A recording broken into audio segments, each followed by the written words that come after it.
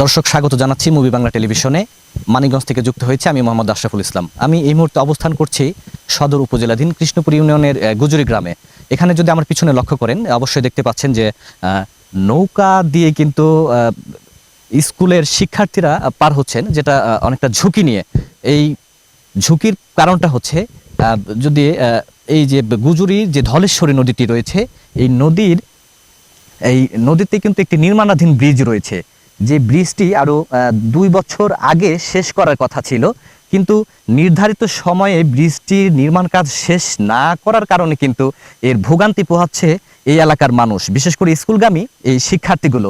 তারা কিন্তু প্রতিদিন ঝুঁকি নিয়েই এই নদীটি দিয়ে পারাপার হয়। একটি বিষয় জানিয়ে রাখি, এই এলাকাটি কিন্তু একটি কৃষি প্রধান এলাকা। কৃষি প্রধান এলাকা হয় কিন্তু কৃষকদের উৎপাদিত যে পণ্যগুলো আছে সেগুলো পরিবহনেও কিন্তু তাদের ব্যাপক ভোগান্তি পোহাতে হয়। আরেকটি বিষয় জানিয়ে রাখি যে এই ব্রিজটি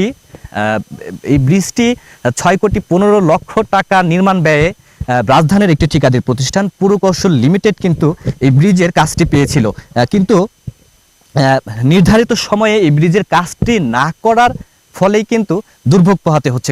2023 সালের জুন মাসে কিন্তু এই ব্রিজের নির্মাণ কাজ শেষ হওয়ার কথা থাকলেও এখন এই ব্রিজের কাজ কিন্তু অর্ধেকও হয়নি, যার ফলে কিন্তু এই এলাকাবাসী সীমাহীন ভোগান্তিতে রয়েছেন। এই এলাকাবাসীর একটাই এখন প্রাণের দাবি, ব্রিজের গুরুত্ব বিবেচনা করে সরকার যেন খুব দ্রুত সময়ে ব্রিজের নির্মাণ কাজটি শেষ করে।